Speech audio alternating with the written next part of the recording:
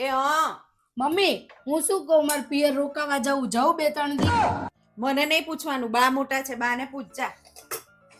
હારું એ બા હું કહું માર પિયર રોકાવા જાઉં 2-3 દી હા તે તાર હાઉ પૂછીને જાવ.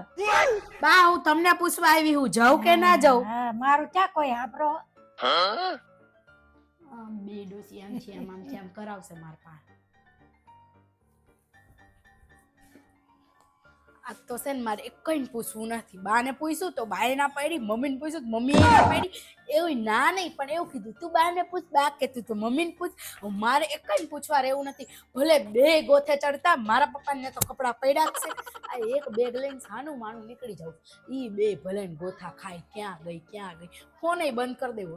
હું જેમ કરવું એમ કર, પછી કરે ખબર પડે. આ તો છે ને બે હાહુઓ છે ને બે ઓછા નથી. બે છે ને ચાય કરી નક્કી કરી લે કે આપણે એવું કહેવાનું તું બાન પૂછ, ઓલા કે તું તાર હાહુન પૂછ. એમ કરીને બે જણા છે ને એકબીજા ઉપર ઢોળી દે પણ એક કઈ જવાબ આપે નહીં. પણ આ વખતે તો હું એમની માથાની છું છો ને. બે જણાને ગોથે ન ચડાવું તો મારું નામ બદલી નાખજો. આ હારી ક્યાં જતી રહી કીધા વગર?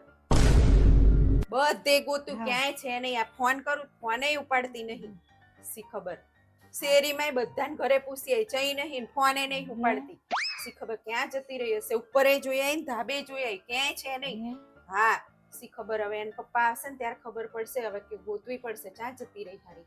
હા ચાંદની ગોતતા તા મેલી નહીં. સી ખબર ક્યાં જતી રહી હશે. કચરા પોતા કોણ કરશે? મને ઈ જ ચિંતા, કામની જ ચિંતા, એની કઈ ચિંતા નહીં. આ બધું કામ કોણ કરશે? તો તમારથી એ થતું નહીં, મારથી એ થતું નહીં. વાસણે ધોવા જ જોઈશે ને.